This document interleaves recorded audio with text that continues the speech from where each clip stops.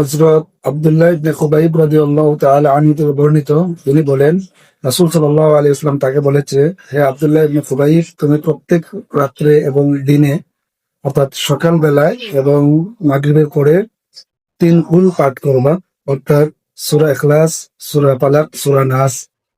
আবারও বুঝিয়ে বলি, অর্থাৎ সূরা ইখলাস অর্থাৎ কুল হুয়াল্লাহু আহাদ, সূরা ফালাক অর্থাৎ কুল আউযু বিরাব্বিল ফালাক এবং সূরা নাস অর্থাৎ কুল আউযু বিরাব্বিন নাস।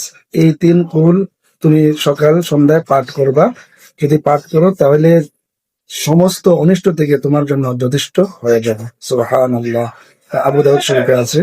এমনিভাবে হযরত আয়েশা রাদিয়াল্লাহু তাআলা আনহা থেকে বর্ণিত, তিনি বলেন, রাসূল সাল্লাল্লাহু আলাইহি ওয়াসাল্লাম ঘুমানোর পূর্বে তিনি উভয় হাতকে একত্রিত করে ৩ কুল পাঠ করতেন এবং ফু দিয়ে পুরা শরীরে মুছে ঘুমাইতেন।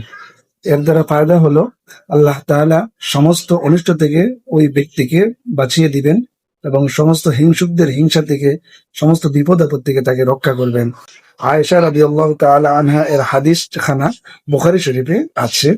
আল্লাহ তাআলা আমাদেরকে উভয় হাদিস মোতাবেক জীবন গড়ার তৌফিক দান করুন। বিশেষ করে এই ৩ কুল প্রত্যেকদিন সকালবেলা এবং মাগরিবের পরে পরে পরে ইনশাআল্লাহ আমরা আমাদের শরীরের মধ্যে মুছে নেব।